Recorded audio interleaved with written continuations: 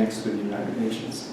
So they not only had to vet it among their close friends, they had to vet it through that entire organization of Islamic cooperation. By doing so, it tells when Pakistan asked that question, it didn't ask it only on its own behalf. It meant it got the approval and the backing and at least the go-ahead by all of these other Islamic states. It also meant that they had also vetted with the other big players on the block, and like Russia and China, India.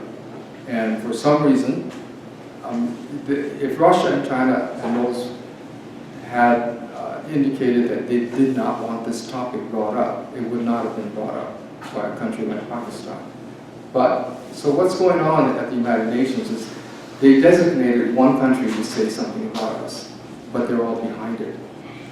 And so the United States realizes at this point that the cat's out of the bag.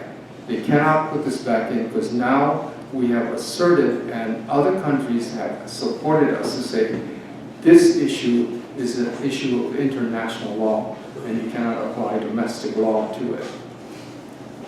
So, yeah. And so it's a major breakthrough. All it does is it sets the stage so that we can pursue in the international law, under international law, as well as international mechanisms like the decolonization committee and things like that, we can pursue getting more and more support. But this is not the panacea. The United States and the United Nations is not there to develop, to create nations. They're there to help us help ourselves. In other words, we have to be the ones to create the nation locally, here, grassroots, from the ground up. We have to build a nation. Now, we've been doing a really good job because we've been, for years, pulling together and asserting who we are as a nation. And last year's Department of the Interior hearings was an incredible demonstration of the fact that we do have a unified message and a unified position as to who we are. We said we're not American Indians. We said we are under occupation by a foreign nation. And then we said we have to be freed from that occupation. So those three items that are really strong, and it seems like our people all over are united with those, with who we are and what we need to do. And that is a very, very strong testimony. It's also a strong way, base that we can build on. And then this year along comes Mauna Kea. And Mauna Kea cuts through even the rhetoric about occupation and about being a sovereign nation and things like that. It basically is saying, this is our mountain, it's the people's mountain. The people of this Aina are the ones that should have the responsibility to determine what's going to happen on this mountain. And it should be, it is an example of the abuse we have been going on all these years. And so this has to stop, this kind of abuse. And we're doing so as a people, not as a particular nation, but as a people who have come together for this one purpose, and that is to protect our mountain, and in doing so, protect our rights as a people. So the nation is beginning to gel. And I think that this is a really good thing, because as we gel and as we continue to do things that we can agree on and that are important to us, to identify us as a nation and as people within a nation, this is going to then fuel the rise of our nation, of our sovereign state. And by doing so, if we're the ones that take the initiative and say, we are a sovereign nation, we have formed together and we have determined together as a nation that we want to end the occupation of the United States. At this point, we've got other countries that will support us. If we voice what we want and if we show a determination of our own, and if we show an organization and a means to restart our government, or if we go ahead and restart our government, these things become very easy for the other nations to see and say, okay, we back that up. Because they've already decided they're going to back us. If we take the initiative, we got their support. So this is, I think, what we're talking about as far as a breakthrough. But the onus is now on us to see how we can build our nation and bring this nation so that it can be seen, that we would no longer be an invisible nation in the middle of the Pacific with people's preconceptions as to who we are. We are the ones that now take control of the narrative, and we take control of our future, and we build our nation, and we talk to the world about where this nation is going and how this is not only going to free ourselves, but it's going to benefit other people in the world, and how Hawaii, especially with kapu aloha, which I think is an incredibly great term, newly invented, but it's a great term because if we conduct ourselves and show that we can bring our nation together in a totally different spirit of how other nations have been functioning all these years, we can really push the envelope and push other nations toward a more peaceful and a more orderly and a kinder, gentler, people-oriented format of how we order our lives and our countries and all these types of things.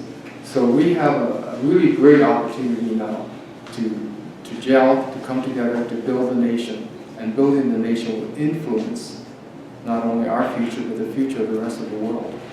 We're going to make a big difference.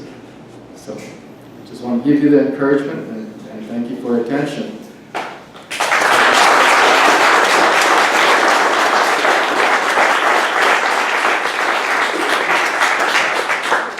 I'm going to give you a little bit of sidelight as to what has been occurring on the international scene.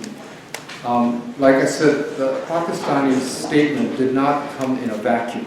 It didn't just suddenly pop up. This was something that we have been trying to prepare for. We talked to literally dozens of countries about our situation, and again, almost all of them say, yeah, we sympathize with you, but we're afraid of the United States.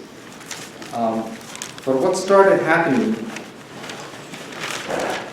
about 7 months ago now, the articles started to appear in foreign newspapers talking about Hawaii under occupation. This is a major article, came out in December in a Russian newspaper.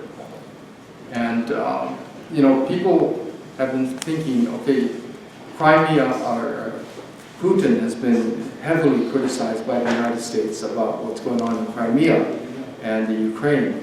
This thing starts out with saying, so the United States criticizes us for Crimea. What about Hawaii? And then they go on and they describe all the activities or what had happened in Hawaii over the last 120 years. I tell you, the Russians know our Hawaiian history better than we do. It is a powerful article. So, and that wasn't the first article. The Russians have published about 6 articles since then. And what they were doing was they were cultivating basically signaling that they were supportive of countries who may want to. Okay, so this is a Swiss article, and this has to do with the recent filing by Keanu Sai regarding a Swiss citizen and a Kali So this is a Swiss article, and that helps to also focus on, and now see, this is it's a German article about Alaska and Hawaii. And this is another Russian article, this one in English. USA Today has global coverage of global newspapers in different languages. This is called Russia Today. So it's in all different languages all over the world. So the TASS news agency which came and followed our progress at the United Nations during this last time we were there. They put out all of these stories, and it appeared in Spanish and in all kinds of different languages that Russia Today is. Russia Today also has television shows that go out all over the world. This is a German article. They have radio shows. We had a major interview and a major story go on over Al Jazeera to all of their outlets, not only in the Islamic states, but also to the world, because Al Jazeera has Al Jazeera English, Al Jazeera French, Al Jazeera America. So their stories go out all over the place. This is a Hungarian news article. So all of these things, another Russian article. This other one back here was a Swiss article published in Switzerland. So wearing a t-shirt. Yeah, with Filippo wearing his Freedom Way t-shirt. Yeah. So the news is out there, the discussion is out there, and just want you, so you can come on and take a look at this later. I have up here a number of items that you might be interested in, and they're all out on this table. This is a booklet called The Basis for the Restoration of the Hawaiian Kingdom. This booklet, I think I've distributed about 1,000 so far in Geneva and New York to diplomats. And this is the booklet that actually has turned the tide of their understanding. Because it's a simple booklet that simply says, this is what happened, and these are the international laws that were violated, and would you please help us? And on the back we have a list of some of the treaty countries, just to remind them that we have treaties with them. And many of the diplomats pick this up and they look at it and they read it through and they look at the back and go, oh, my country has a treaty with you, and things like, and it just becomes an eye-opener. So it's worked really quite well. Part of the reason this particular presentation I'm doing under the aegis of the Committee of Hawaiian Nationals. And this was a group that we started a number of years ago to participate in Ku'e actions and to do whatever we can to pull our nation together, the people of our nation together, to do some things in common, or we do things together without any kind of demarcation of which jurisdiction or which government and that type of thing. We can all work together no matter which government we're working with. We can work together on common things. So if you come up and pick up this flyer, it tells you a little bit more about what the Committee of Hawaiian Nationals is trying to do. And it's trying to get all of us to work together on things that don't threaten our own little kuleana, but we work together as a group. So, and then the other things I have here are,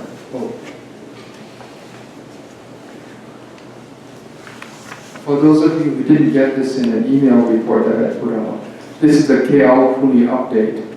And for those of you who signed up today, you can be on that list as well to get updates, which are occasional updates. I won't say how often they come out, but this is about the breakthrough of the UN, so this explains it again. You can get this as well.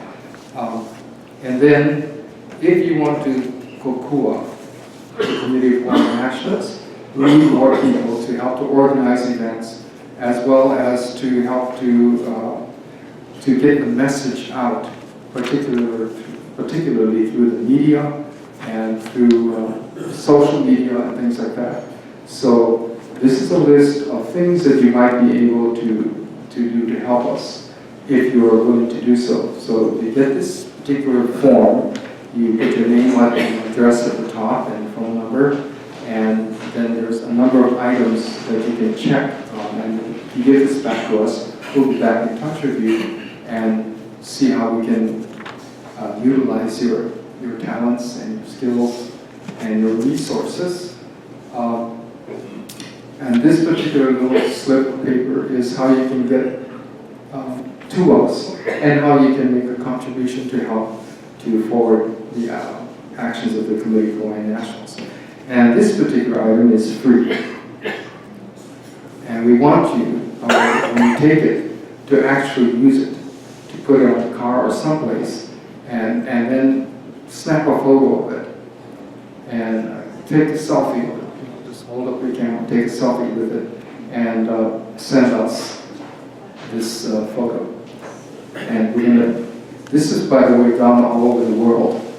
People all over the world, and they take pictures in front of the Eiffel Tower, the Tower of London, places like that, and so that we know that this message is getting out all over the world. And this is the message we're going to be, this is the brand we're going to be promoting all over the world, to free Hawaii. And so we'll watch for that. And we'll need people with marketing skills. We need people with artistic skills. And just people who got good ideas on how we can promote to the world as well as amongst ourselves that our nation is alive and well and kicking and coming back. Okay.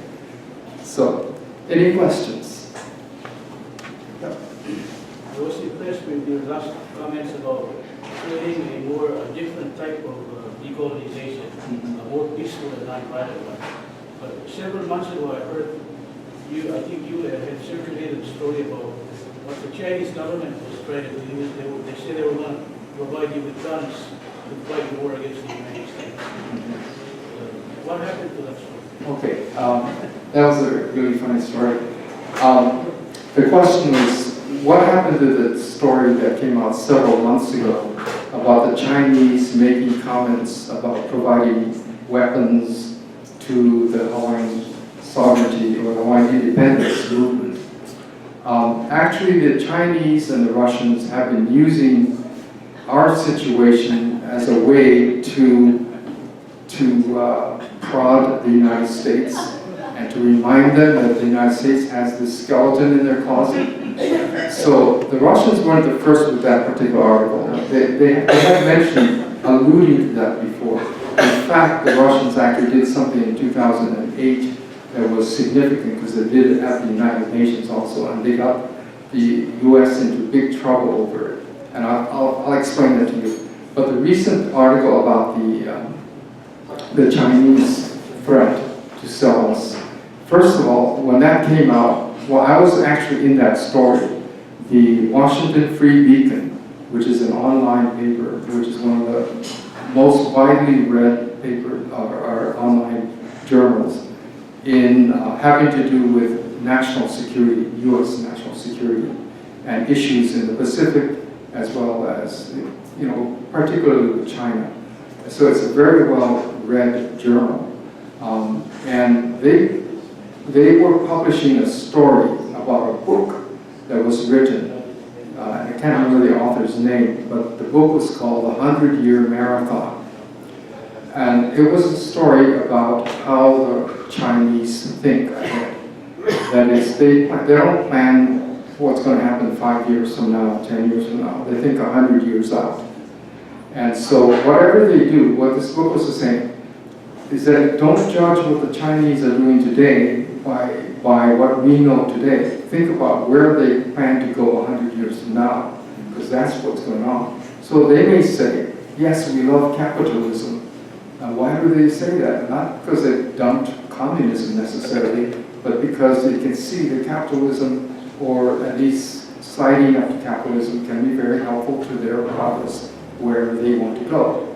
Now, if it's world domination and economic domination, then they've done a really good job getting into the capitalist mode and taking it over and really skunking everybody else in the world over capitalism.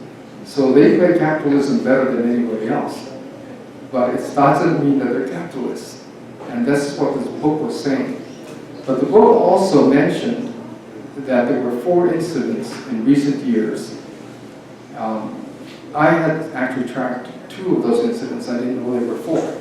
But this book had dug up 4 incidents in which China, when they were discussing defense issues with the United States, they brought up 4 different times the issue of the United States supplying arms to Taiwan, which of course the Chinese are very much opposed to. And the idea is that they basically are saying, if you supply arms to Taiwan, then we will supply arms to the Hawaiian independence movement. Of course, we had nothing to do with that. We never asked them, we never solicited them to do this, but this is what they were using, and they used it a number of times in some critical discussions, and they just used it to remind the United States that here's Hawaii, and we're going to bring this up every time you supply arms to Taiwan. There's a real bigger issue going on right now, that China is definitely moving to expand its influence, particularly in the South China Sea. And there they've actually built some large military-grade runways stretching over several atolls. And they combine these islands, like the Spratly Islands and the Parasol Islands, and they've built these large runways that will carry any kind of military aircraft. And the United States is basically trying to say, you can't do that, that's sovereign territory of somebody else. These are actually disputed territories. Those are disputed territories. The Philippines, Vietnam, and another country all claim those Spratly Islands along with China. But so far, everybody's been sort of hands off. But now, China's just moved in and they built this huge runway on two of those islands. So, which is what's triggering the United States trying to be friendly again to the Philippines, actually. It's triggered the Philippines inviting the United States to come back in and help them with this, help them build up their military in the Philippines to combat what China is trying to do. So there's a lot of stuff going on.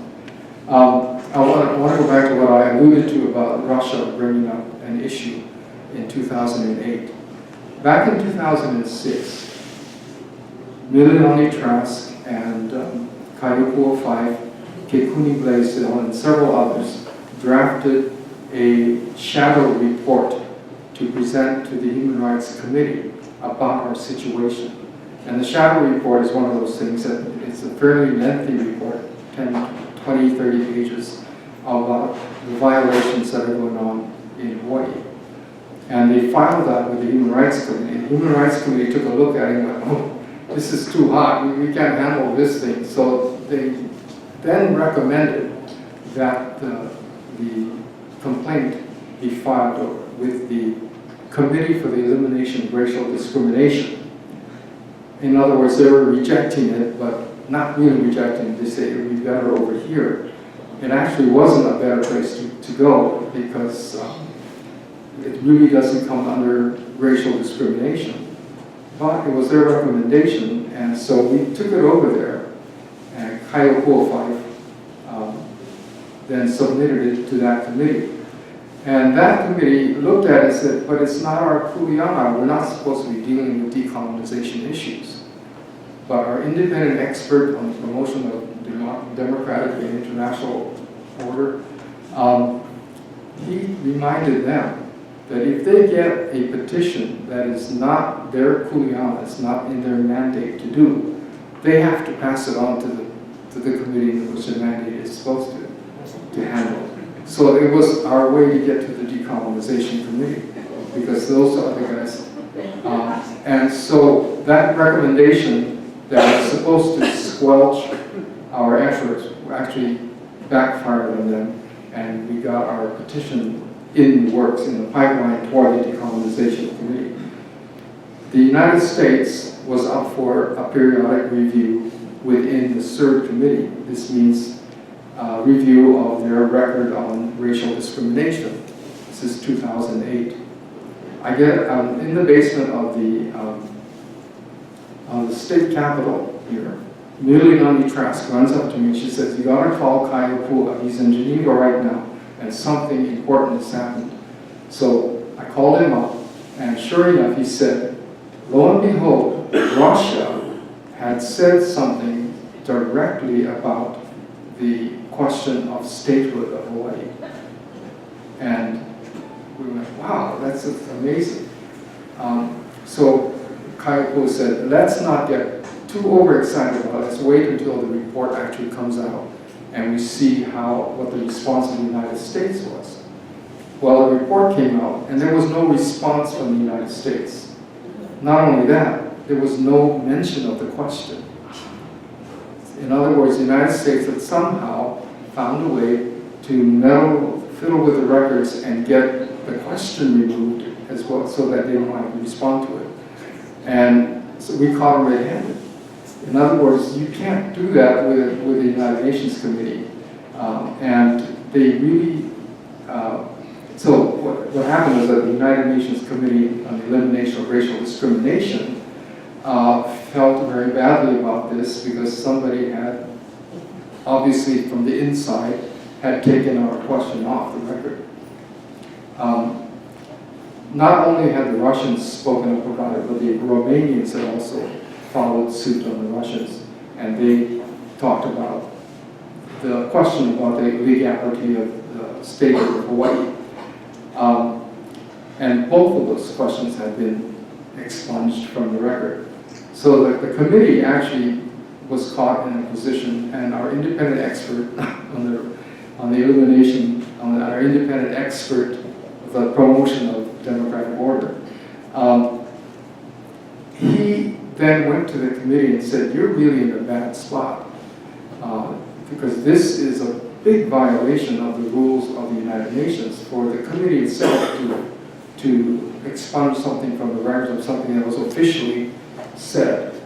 And so he said, the solution is that you give Alaska and Hawaii an opportunity to address you folks directly. And so next year, we got an invitation to come and address the committee. And that's when I went in 2009 to talk directly to the committee and sit down at the table with them and spell out what was going on. And so they listened.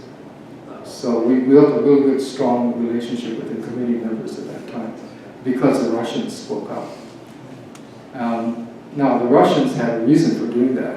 Like I said, nobody does anything without some kind of reason or without a way that is going to either benefit them or protect them. The day before the Russians spoke up, Kosovo had declared its independence. And the United States immediately recognized Kosovo as an independent state. Does that sound familiar? When in 1893, the United States immediately recognizes the provisional government. So the Russian expert at that time who was on that committee is actually also an expert on Hawaiian history. He had gotten one of his doctorates on Hawaiian history. So he spoke up. But nobody in the diplomatic community speaks up on behalf of their country unless it's cleared by the home state, by the Kremlin in this case. So when he spoke up, it was actually not under orders, but it was okay with the Kremlin for him to say something about us, because that was their response for the United States' immediate recognition of Kosovo. And that's also why Romania spoke up, because both those countries were opposed to Kosovo being declared an independent state. So this kind of stuff goes on all the time, where all these little intrigues, and a lot of times it involves us, which is interesting. And so just wanted to let you know. That was a long answer to the question. I don't know if this is the right forum for that, but I'm wondering when Hawaii is free, what does that look like? Good. And that's what we need to be discussing. This is where the discussion needs to go now with all our people, particularly with our young people. What do you see our country looking like? What would be different? How can we express ourselves as Hawaiians in the world stage as a nation? Those are the questions. I mean, it's a good question, and that's where the discussion needs to happen. It's really not up to us who've been here for a long time working on this. It's up to the next generation to pick up and form that vision for where we're going. We already have our civil codes, we already have our constitution. So all we have to do is set up law offices around the state, get our people to come in, bring in their genealogies and bring in their nationality, and we start our citizenship role. Right. Because it wasn't inclusive citizenship. It was Okay. Russians, it was Indians, it was, all the people of the world were here, and they swore their allegiance to the nation. So that's where I think we have to start. Very good. Any other questions back there?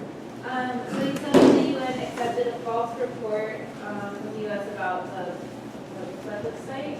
And so I'm wondering how, if at all, can we prove that the Hawaiian citizens in 1959 didn't acquiesce to whatever the U.S. was trying to do? Oh, okay. Okay, so the question is, how can we prove that the Hawaiian nationals did not participate in the vote? Actually, it's quite easy. To participate in the vote, you have to be a U.S. citizen. That's right. Yeah.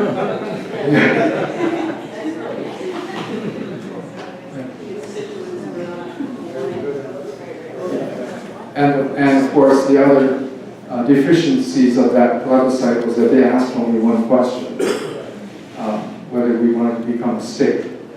And then the other deficiency was that they allowed occupying military personnel and their dependents to vote in this election.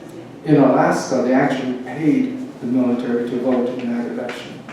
So there were lots of violations.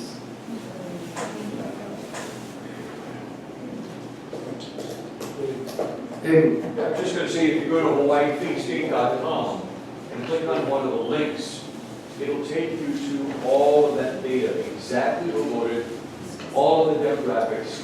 Arnie Saiki spent a long time researching that and putting it together, and it's all there. The U.S. will tell you that 90% of the people of Hawaii, 90% voted in favor of statehood. And that's true. But it's 90% of about, what is it, 10 or 15% of the people in Hawaii that voted. And of those people that voted, it was settlers from the U.S. primarily, and the U.S. military. And the vast majority of those voted yes. So the U.S. can stand and say, well, the vast majority who voted said yes. Well, what they don't tell you is that those that voted was a minority of the minority. And HawaiiFaithState.com has all that information on it. Okay, very good. Yes. That constitution that we heard of, is that accepted by all the people who want Hawaiian independence, or? It was never expunged. It was never expunged, it still exists today. Oh, the original. Yes. Yeah. Yes, it's not a new one, it's the one. Okay. But The idea is the Hawaiian kingdom is in continuity